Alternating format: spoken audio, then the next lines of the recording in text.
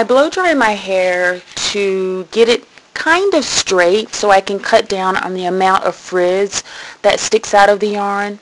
And then I divide my hair into 3 sections.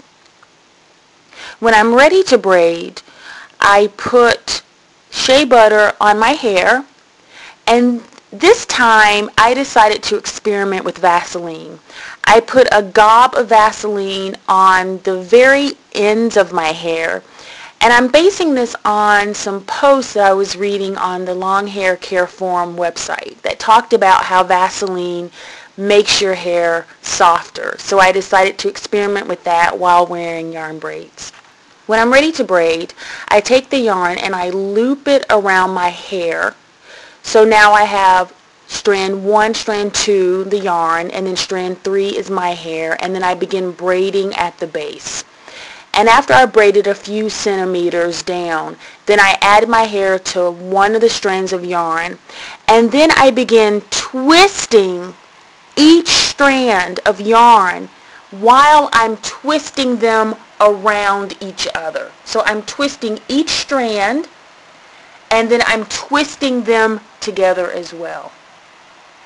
When I've reached the desired length, I knot off the ends, and then what I do is I take scissors and I cut the extra yarn that's below the knot. And be careful when you're cutting. You know, sometimes I actually snip my fingers. It's just really awkward for me cutting this yarn. And then what I do is I take a lighter and I burn the end and do a little roll and seal so that the yarn does not come unraveled, as you can see here.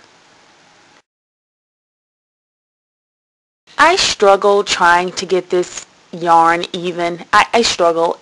And I never get it completely even, but I do the best I can. And I'm never completely satisfied with the end result, but as long as I can get it mostly even, I'm happy. A coworker told me that it looks more natural, a little uneven, so I choose to believe that.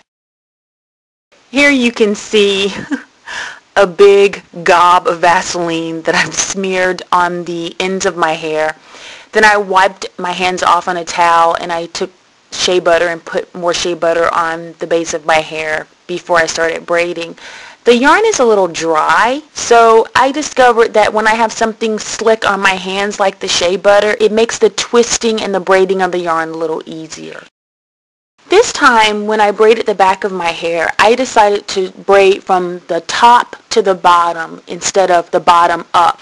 The reason for that is, every time I get to the top when I'm braiding in the back, the parts are always crooked. And I agonize over that because I hate the way that looks because it's visible. You can see it. So this time I decided to start from the top down. If the parts were crooked at the bottom of my hair, it really wouldn't matter because you couldn't see it. After I finished braiding my hair, I sprayed my hair with my Ayurvedic moisturizing spritz. And then I took my scalp oil and I very lightly oiled my scalp. I'm pleased with the results. I think it came out looking really nice.